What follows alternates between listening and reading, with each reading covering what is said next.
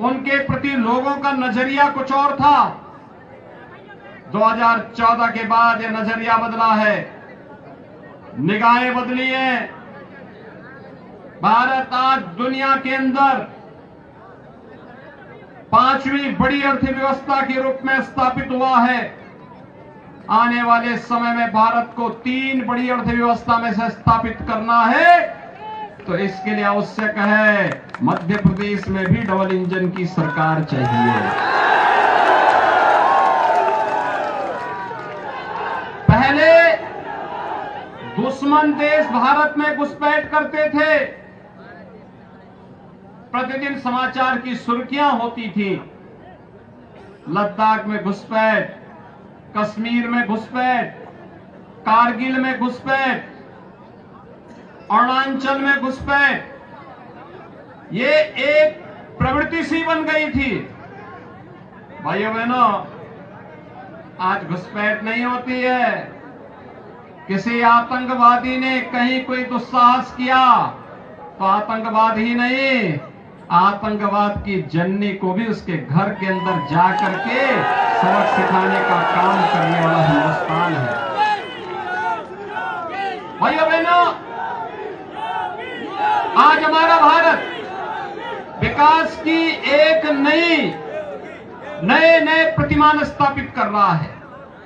ये किस रूप में आपने देखा होगा, कैसे एक एक रूप से इंफ्रास्ट्रक्चर के लिए हाईवे बन रहे हैं, एक्सप्रेसवे बन रहे हैं, एयरपोर्ट बन रहे हैं, बड़े बड़े स्टेडियम, इंटरनेशनल स्टेडियम बन रहे हैं, एम्स बन रहे हैं, आईआईटी और आईएम बन रहे हैं, 1 डिस्ट्रिक्ट 1 मेडिकल कॉलेज बन रहा है, और आम जनमानस की आशा और आकांक्षाओं के अनुरूप विकास की बड़ी बड़ी परियोजनाओं को मूर्त रूप दे करके इन युवाओं के रोजगार के अवसर सृजित करने के प्रयास हो रहे हैं। भाइयों बहनों, कोई सोचता था कि काशी में काशी विश्वनाथ धाम बनेगा?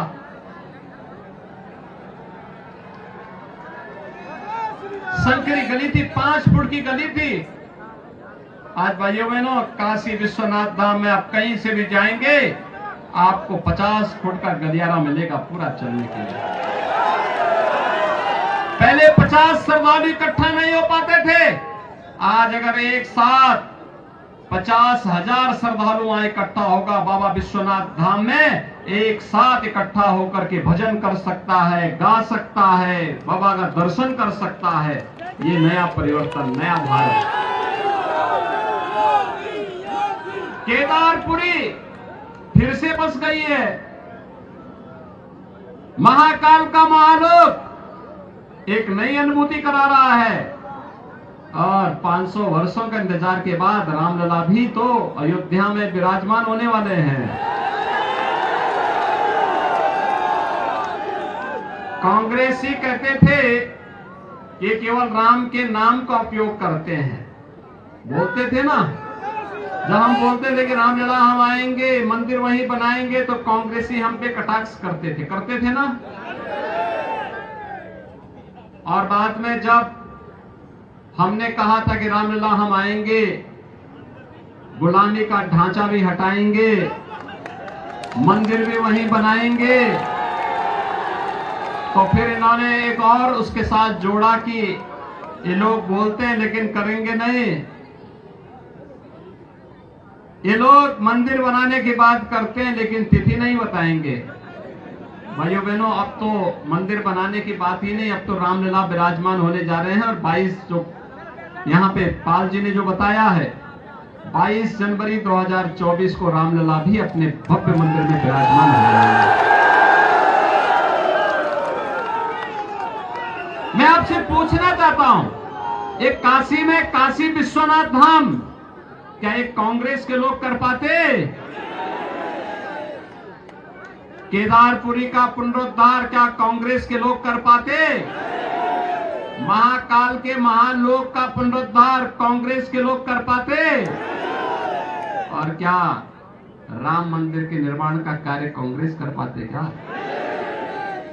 भाइयों बहनों, जब इनको ये कर ही नहीं पाना है, हमारी आस्था को सम्मान नहीं दे पाना है, विकास नहीं कर पाना है, तो हम इनको चुने ही क्यों? कांग्रेस एक बोझा बन चुकी है, अपने आप में बोझा बन चुकी है। देश के लिए, प्रदेश के लिए, जनता जनार्दन के लिए, एक गरीब के लिए, एक किसान के लिए, एक नौजवान के लिए, माताओं और बहनों के लिए कांग्रेस एक समस्या है। और इस समस्या से ही मुक्ति करने के लिए चुनाव सबसे अच्छा अवसर होता है। मुझे आश्चर्य होता है भाइयों बहनों, उत्तर प्रदेश में 403 विधानसभा है। कितनी विधानसभा है? 25 करोड़ की आबादी में 403 विधानसभा। और कांग्रेस के कितने सदस्य हैं? 2, मात्र 2। और भाइयों बहनों, बहुजन समाजवादी पार्टी के कितने? 1 सिंगल आदमी। यानी कांग्रेस को उत्तर प्रदेश की जनता ने, और इन दलों को उत्तर प्रदेश की जनता ने बहुत नजदीक से समझा है। और मैं आज आपके पास आया हूं भाइयों बहनों। मध्य प्रदेश पिछले 20 वर्षों में, अगर बीच में 1-1.5 वर्ष के इस कालखंड को छोड़ दें जब धोखे से कांग्रेस ने सत्ता त्यागी थी, भाइयों बहनों, पिछले 20 वर्ष में शिवराज सिंह चौहान जी के नेतृत्व में मध्य प्रदेश ने सबसे पहला काम किया, बीमारू राज्य की श्रेणी से उभरने में मध्य प्रदेश को मदद की। मध्य प्रदेश आज बीमारू राज्य नहीं है। देश के अंदर कृषि विकास की दर को सर्वाधिक प्रगति के पथ पर, समृद्धि के पथ पर अग्रसर करने वाला राज्य मध्य प्रदेश है। और लाडली बहना योजना ने तो मध्य प्रदेश में कमाल कर दिया है। बेटियों का, बहनों का सम्मान, इससे ज्यादा क्या हो सकता है? आधी आबादी का सम्मान हो रहा है। लाडली लक्ष्मी योजना पहले से यहां कार्य कर रही थी। मातृवंदना योजना प्रधानमंत्री मोदी जी के आने के बाद इसको लागू कर दिया गया। और बेटी बचाओ बेटी पढ़ाओ के माध्यम से भी बेहतर कार्य यहां पे हुआ। आज मध्य प्रदेश एक नई दिशा में जा रहा है। विकास के नए नए प्रतिमान स्थापित हो रहे हैं। हर घर नल की योजना लागू हो रही है। और उन स्थितियों में मैं आपसे यही कहने के लिए आया हूं, खजुराहो भी तो इसी विधानसभा क्षेत्र का हिस्सा है। और खजुराहो से सीधे झांसी होते हुए लखनऊ जाने का रास्ता भी तो बहुत आसान है। अब तो कहीं वसूली नहीं होती होगी, अब कोई गुंडागर्दी नहीं होती होगी। भाइयों बहनों, डबल इंजन की सरकार जब रहेगी तो सुरक्षा की भी गारंटी देगी, विकास की भी देगी और सुशासन की भी गारंटी देगी। गरीब का हक उसको प्राप्त हो जाए।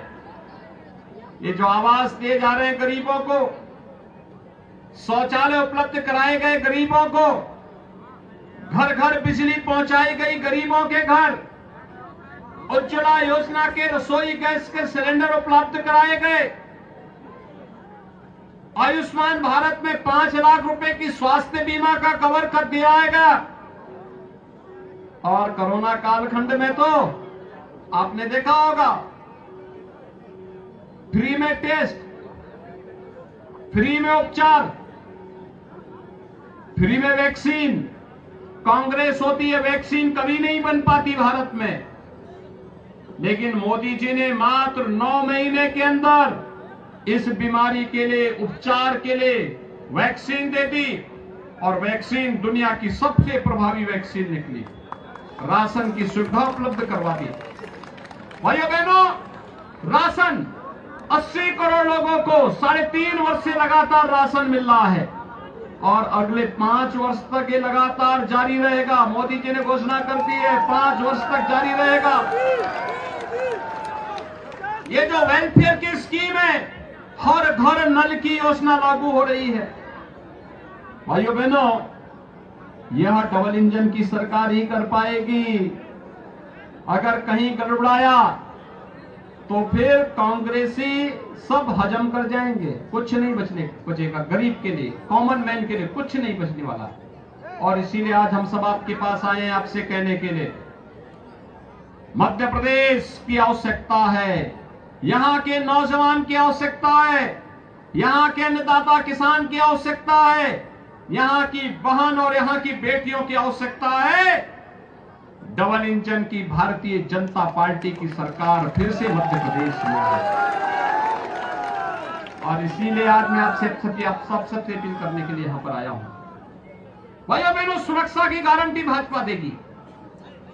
सुरक्षा का कितना बेहतर वातावरण, दंगे नहीं हो सकते, दंगाई गायब,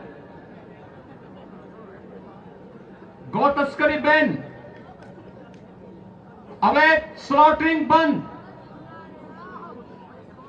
भाइयों बहनों, ये जो माफिया कांग्रेस की सरकार में पनपते हैं, कहीं भू माफिया, कहीं खनन माफिया, कहीं जंगल माफिया, कहीं गौ माफिया, भाजपा की सरकार के समय माफिया के लिए नहीं, आम जनमानस के लिए, आम जनमानस के उत्थान के लिए, उसके विकास के लिए, उसकी समृद्धि के लिए कार्य योजनाएं बनती है, उसे प्रभावी ढंग से आगे बढ़ाने का कार्य होता है। और उसको ही आगे बढ़ाने के लिए आज मैं यहां पर राजनगर विधानसभा क्षेत्र में और चांदना विधानसभा क्षेत्र के लिए अपील करने के लिए आप सबके बीच में आया हूं। भाइयों बहनों, विकास और समृद्धि यह अच्छे प्रतिनिधियों को चुनने से होगा और अच्छे प्रतिनिधि के साथ साथ अच्छी पार्टियों को भी चुनने से होगा। और भाइयों बहनों, आज उत्तर प्रदेश के अंदर जो परिवर्तन आप देख रहे हैं, ये डबल इंजन की सरकार के कारण आया है। अगर उत्तर प्रदेश में बीजेपी की सरकार नहीं होती, केंद्र में बीजेपी की सरकार नहीं होती, उत्तर प्रदेश में इतना परिवर्तन नहीं हो पाता, नहीं हो पाता। वहां तो हर दूसरे दिन दंगे होते थे, हर दूसरे दिन दंगे होते थे। हर शहर में एक बड़ा माफिया कब्जा कर चुका था, पैदल सरकार चलती थी, सड़क पे कोई चल नहीं पाता था। लेकिन आज उत्तर प्रदेश में आपने देखा होगा, माफिया सब गायब।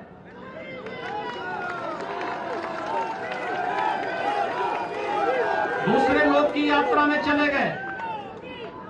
और भाइयों बहनों, मैं आप सबसे यही कहने के लिए आया हूं, आज विकास की एक नई कथा वहां रची जा रही है। ये डबल इंजन की सरकार की ताकत है। और वही डबल इंजन की सरकार जो आपने आप तक यहां पर मोदी जी के नेतृत्व में, शिवराज सिंह चौहान जी के नेतृत्व में मध्य प्रदेश के लिए रची है। इस कथा को लगातार, इस गाथा को आगे लगा करके, आगे ले जा करके विकास के एक नए प्रतिमान के रूप में अपने आप को स्थापित करना है। और इसीलिए आज मेरी आप सबसे अपील करने के लिए मैं आपसे आया हूं, राजनगर और चंद्रा विधानसभा क्षेत्र के लिए। आप सब सहमत हैं डबल इंजन की सरकार के लिए? लवकुश नगर सब सहमत है ना? राजनगर और चंद्रा विधानसभा क्षेत्र के लोग सहमत है ना? सभी लोग सहमत हैं? जहां तक आवाज जा रही है, आज सायंकाल चुनाव प्रचार बंद, कल सायंकाल प्रचार बंद होगा और परसों एक दिन का बचेगा घर घर जाकर के कन्वेंसिंग करने का। इसके बाद 17 को चुनाव होना है। मध्य प्रदेश के भाग्य का फैसला करना है आप सबको। और इसीलिए मैं आप सबका आह्वान करने के लिए आया हूं भाइयों बहनों कि एक बार फिर से बीजेपी की डबल इंजन की सरकार मध्य प्रदेश में लाने की आवश्यकता है। सभी लोग सहमत हैं? सभी सहमत हैं? श्री अरविंद पटेरिया को राजनगर से, श्री दिलीप अहरवार को चंदला विधानसभा क्षेत्र से कमल चुनाव चिन्ह पर। याद रहेगा ना? क्या कमल याद रहेगा ना? दोनों हाथ उठा करके मेरे साथ बोलेंगे, दोनों हाथ उठा करके, भारत माता की, भारत माता की, भारत माता की जय श्री राम, जय जय श्री राम।